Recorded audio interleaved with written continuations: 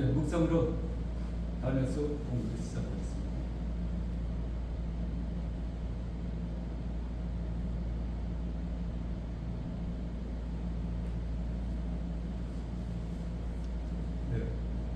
제4가 다니엘서 4장이죠. 새롭게 변화된 삶. 주제 성경절 다니엘서 4장 10절을 먼저 말씀드리겠습니다. 지극히 높으신 하나님께서 세상 나라를 다스리시며 누구에게든지 나라를 주시고 가장 낮은 자도 세우실 수 있음을 모든 사람에게 알게 하려는 것이다. 먼저 다니엘서 4장의 말씀을 요약을 드리겠습니다. 세상의 모든 문제는 결국 사람의 문제에서 시작됩니다. 정치, 경제, 사회, 가정의 문제도 사람이 변하지 않으면 근본적으로 해결되지 않습니다. 하나님께서 하시는 가장 큰 기적은 병을 고치거나 환경을 바꾸는 것보다 사람의 마음과 성품을 변화시키는 것입니다.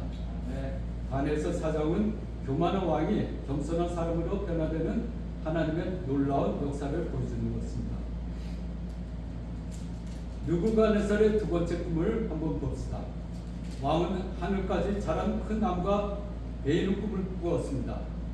다니엘은 그 나무가 왕 자신이며 교만 때문에 하나님의 심판을 받게 될 것이라 해석합니다.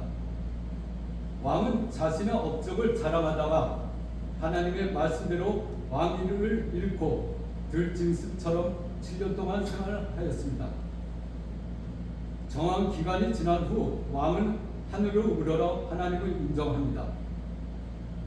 하나님께서는 그의 이성을 회복시키시고 왕위와 영광도 다시 회복시켜 주십니다. 여기서 우리 교훈은 하나님은 모든 나라와 역사를 주관하십니다. 교만은 사람을 낮추지만 겸손은 하나님께 높임을 받습니다. 진정한 변화는 하나님께서 이루시는 마음의 변화입니다. 하나님을 인정하는 사람이 참된 회복과 축복을 경험합니다. 여기서 제 자신에 대해서 질문하겠습니다. 내 삶이 하나님보다 앞세우는 교만은 없는가? 저는 내 생각과 경험을 하나님보다 앞세우는 교만이 없는지 날마다 돌아보겠습니다.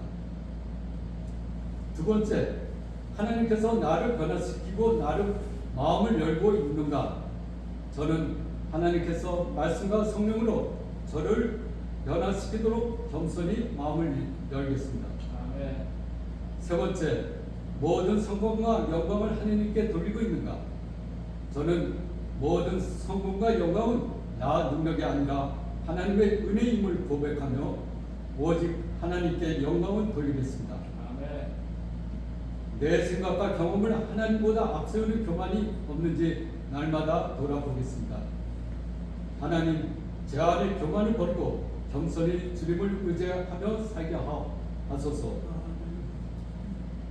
결론적으로 하나님께서는 교만한 사람을 낮추시고 겸손히 하나님을 인정하는 사람을 변화시키고 회복시킵니다. 여기 그림에서 보면은 느부갓네살의 왕의 큰 나무 꿈과 그 의미를 한번 살펴보십시다. 느부갓네살 왕은 매우 크고 두려운 꿈을 꿨지만 그 의미를 알지 못해 괴로워했습니다. 하늘에 닿을 만큼 큰 나무가 자라 온 세상에 보였습니다.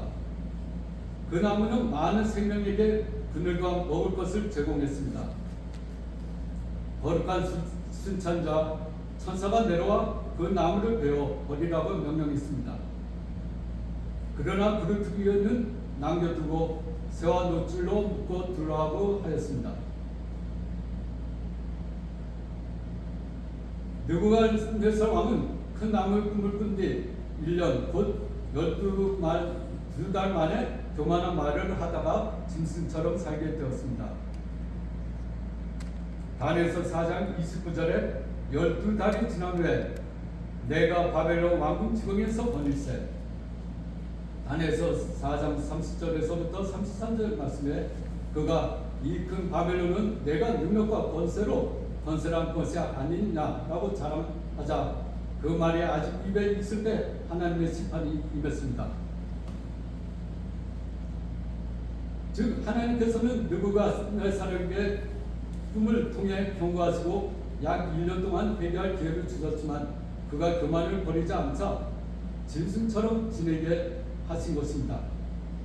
그는 그렇게 7대를 지낸 후 하나님을 인정하고 겸손해졌을 때 왕위를 회복했습니다. 꿈의 목적은 다니엘서 4장 17절에 하나님께서 세상의 나라를 다스리며 가장 높으신 분이심을 모든 사람이 알게 하려는 데 있습니다. 다니엘의 역할은 바벨론의 지혜자들은 꿈을 해석하지 못했지만 하나님의 영이 함께하신 다니엘이 하나님의 뜻을 밝혔습니다. 여기에서 교훈은 교만한 사람은 하나님께서 낮추시지만 하나님을 인정하고 겸손한 사람은 다시 높여주십니다. 느부갓네살 왕은 이 사건을 통해 하나님의 주권을 배우고 새롭게 변화되었습니다.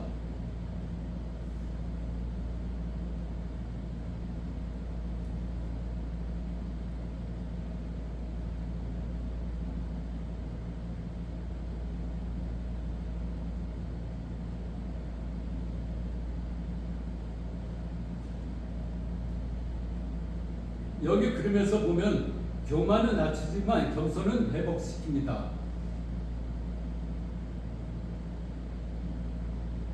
다니엘은 꿈의 의미가 왕에게 매우 불행한 내용임을 알고 한동안 놀라며 망설였지만 하나님의 말씀을 충실하게 전했습니다.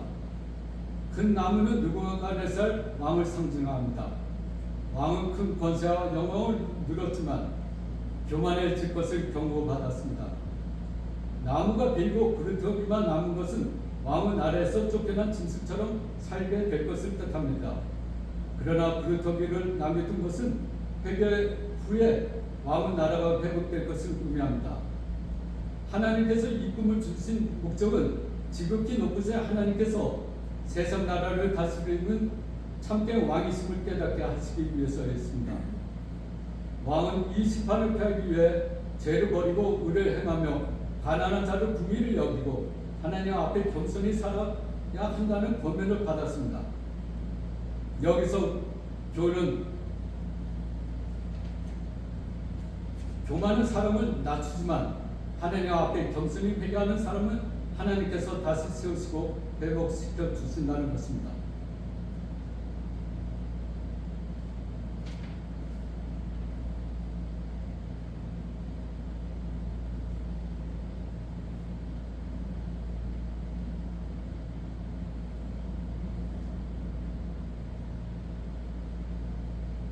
여기 그림에서 교만은 멸망을 회복하는 회개는 회복을 가져옵니다.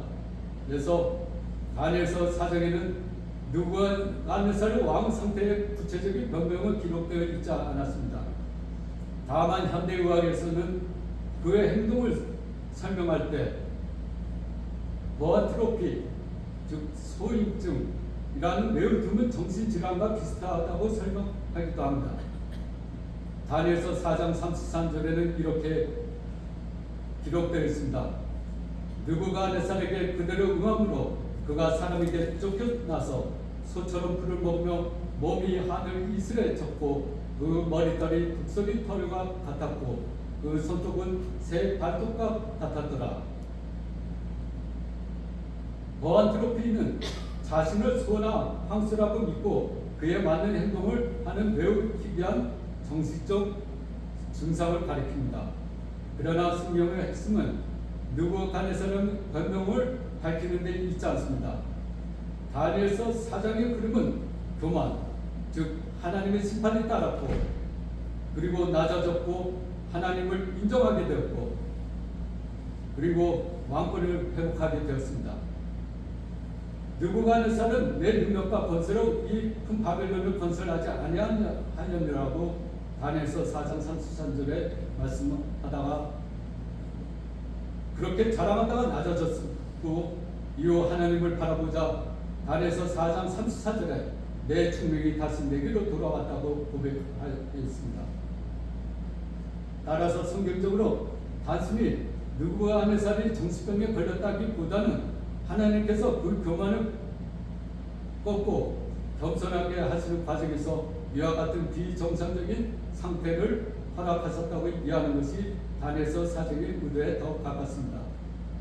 그리고 이것은 앞에서 말씀하신 다니엘서 4장과 세 천사의 기별 연결, 특히 교만한 바벨론에서 벗어나 하나님께 영광을 돌리는 문제와도 상당히 의미 있게 사도 연결해서 볼 수 있습니다. 다니엘의 그 마지막 보면은 다니엘은 느부갓네살 왕에게 죄를 버리고 회개하며 가난한 자를 돌보라고 권면했습니다. 회개하며 하나님께서 심판을 늦추실 것이라고 전했습니다. 왕의 교만은 하나님께서 1년의 유예기간을 주셨지만 왕은 회개하지 않았습니다.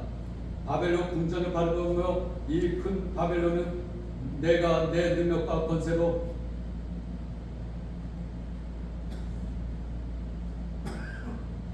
세운 것이라고 자랑하며 하나님께 영광을 돌리지 않았습니다. 하나님의 심판은 왕의 말이 끝나기 전에 하늘에서 심판의 선언이 내려졌습니다. 왕권을 잃고 사람들에게 쫓기나 들 짐승과 함께 살며 소처럼 풀을 먹게 되었습니다. 몸은 이슬에 젖고 머리털은 독수리 깃털처럼 손톱은 새의 발톱처럼 길어졌습니다. 이는 하나님을 떠난 인간의 교만이 얼마나 비참한 결과를 가져오는지를 보여주는 것입니다. 여기서 핵심적인 교훈은 하나님은 교만한 자를 낮추시고 회개하는 자에게 자비를 베푸십니다.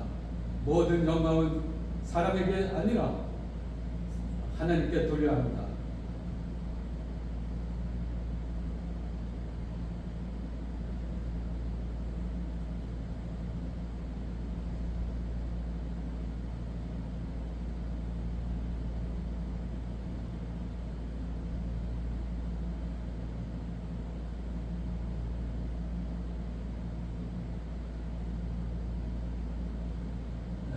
그리고 다음 그림에서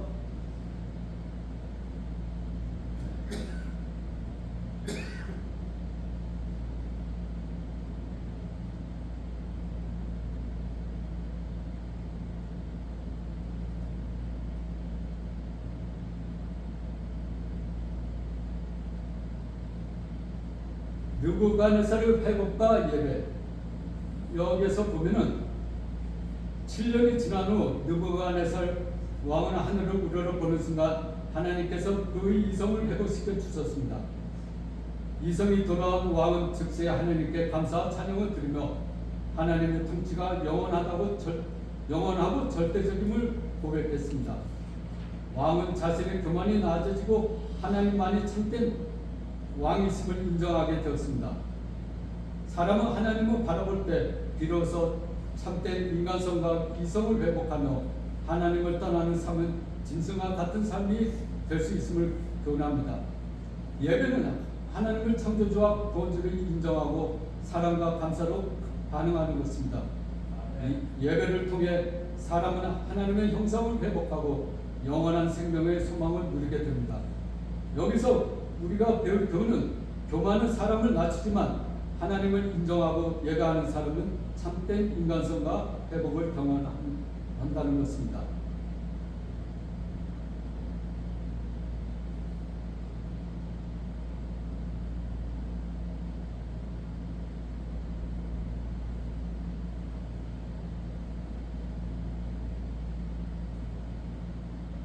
여기 그림에서 보면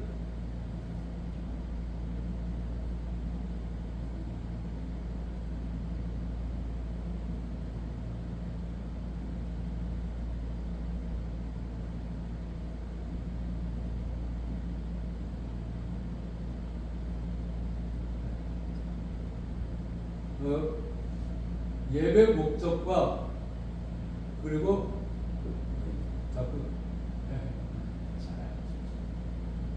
그다음에 느부갓네살의 왕의 고백에서 예배 목적은 하나님을 창조하신 주권자로 인정하고 영광을 돌리는 데 있습니다. 인간은 하나님을 예배하도록 창조되었습니다. 다니엘서 4장 1절서부터 3절까지 느부갓네살 왕은 자신에게 일어난 일을 직접 고백하며 하나님의 놀라운 이적과 영원한 나라를 온 세상에 선포했습니다. 왕은 7년 동안 짐승과 같은 삶을 살았지만 하나님을 인정하고 겸손해짐으로 회복되었습니다. 자신의 수치까지도 숨기지 않고 하나님의 은혜를 증거하였습니다. 느부갓네살은 하나님께서 세 차례 특별한 기별을 받았습니다. 다니엘서 2장에서 큰 신상의 꿈을 통해 하나님의 주권을 알게 되었고, 다니엘서 3장에 풀무불 사건을 통해 살아계신 하나님의 능력을 확인하였습니다. 다니엘서 4장에 큰 나무의 꿈과 7년의 징계를 통해 교만을 버리고 하나님을 진심으로 경외하게 되었습니다. 이 세 번의 기별은 요한계시록 세 천사의 기별처럼 하나님께서 사람을 회개와 구원으로 부르시는 사랑의 메시지를 보여주는 것입니다. 여기서 교만한 사람도 하나님을 인정하고 겸손히 예배할 때 새롭게 변화되어 하나님의 영광을 드러내는 삶을 살 수 있게 된다는 교훈을 주었습니다.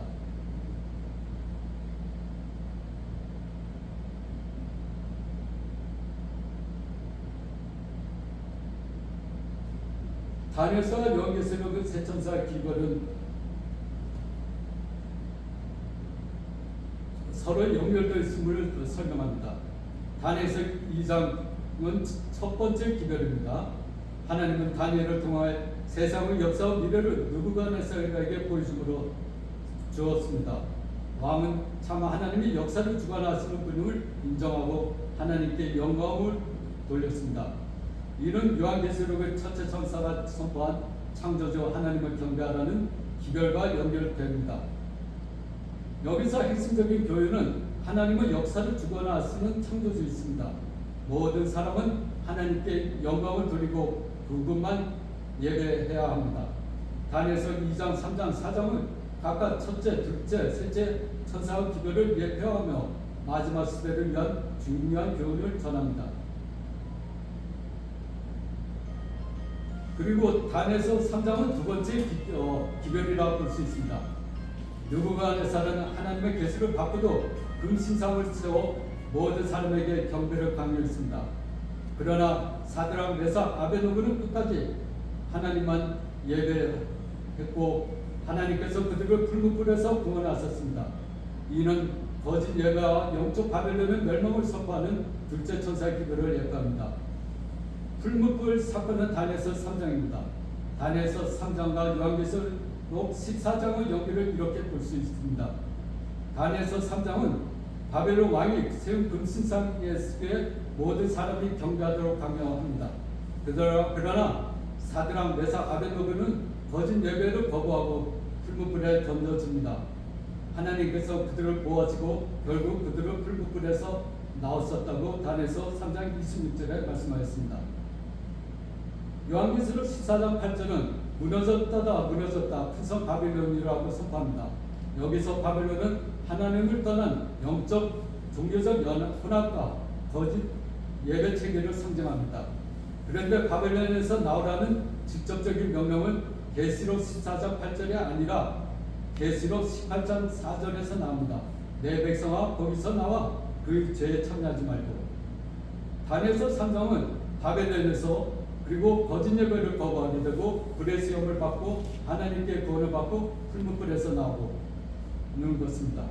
요한계시록 14장 8절은 영적 바벨론에서 거짓 예배에 대한 경고가 있었고 짐승과 우상 경배를 거부하고 내 백성아 거기서 나와라 그래서 하나님의 계명을 지키는 백성이 나오는 것입니다. 특히 다니엘서 3장과 요한계시록 13장은 더욱 직접적인 평행관계를 보입니다. 시상, 경배의 강요, 국가 권력, 죽음의 위협, 하나님께 충성하는 백성이라는 요소가 반복되기 때문입니다. 다니엘의 세 친구가 바벨론의 거짓 예배에 굴복하지 않고 풀무불에 나온 것처럼 마지막 시대 하나님 백성도 영적 바벨론은 거짓 예배에서 나와 창조주 하나님만 경배하라는 부르심을 받습니다. 이렇게 연결하면 다니엘서 3장 그리고 계시록 13장 계시록 14장 8절에서부터 12절, 계시록 18장 4절의 그림이 아주 선명하게 보여지는 것입니다. 누구가 안에서는 거듭된 경고에도 교만하여 하나님보다 자신을 높였고 결국 짐승처럼 낮아지는 심판을 받았습니다. 이는 마지막 시대의 짐승의표와 거짓 예배를 거부하고 하나님께 충성해야 한다는 셋째 천사의 기별을 상징적으로 보여주는 것입니다.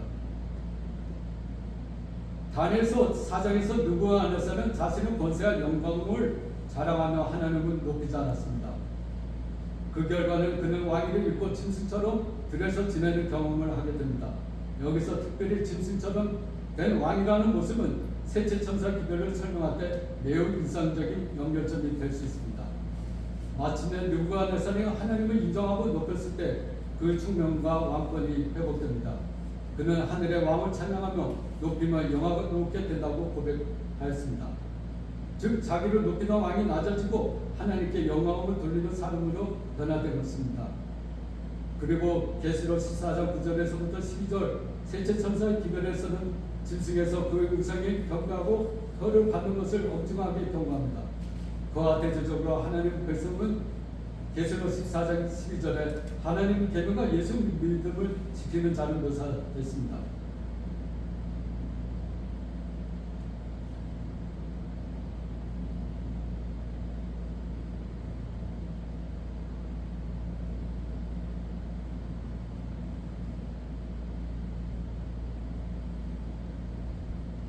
그러면 답에서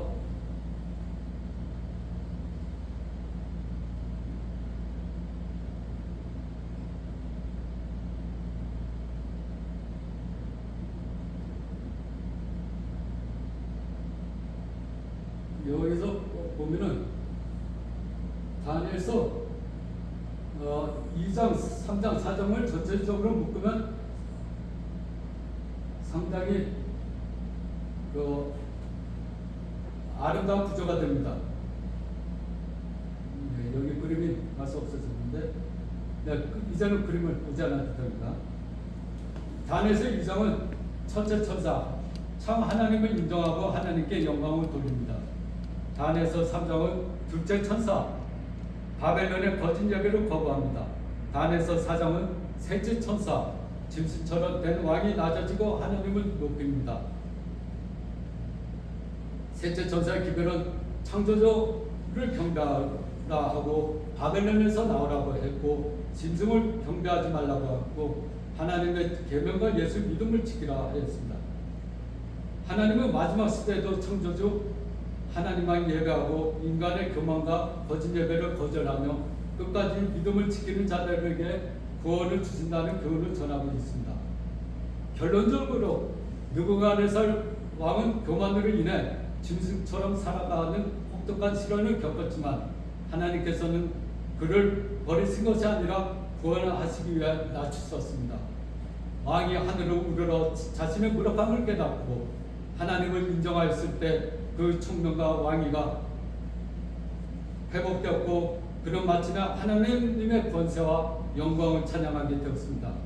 이처럼 하나님께서 허락하시는 시련은 우리를 멸망시키는 형벌이 아니라 교만한 마음을 깨뜨리고 하나님께 돌아오게 하시는 사랑의 손길일 수 있습니다.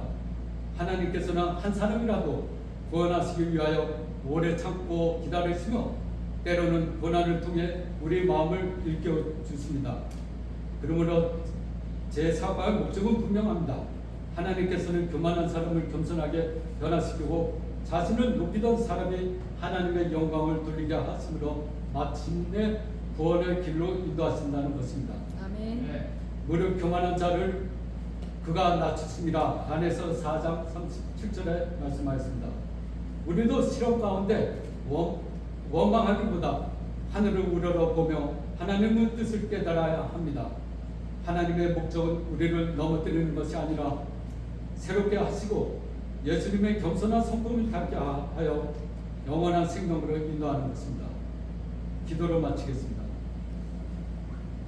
사랑의 하나님, 느부갓네살의 교만을 낮추시고 새롭게 변화하신 것처럼 제 교만도 버리게 하시고 겸손히 주님만 높이게 하소서. 아멘. 마지막 때 거짓 예배로 분별하며 하나님의 계명과 예수 믿음을 끝까지 지키게 하소서. 예수님의 이름으로 기도드립니다. 아멘.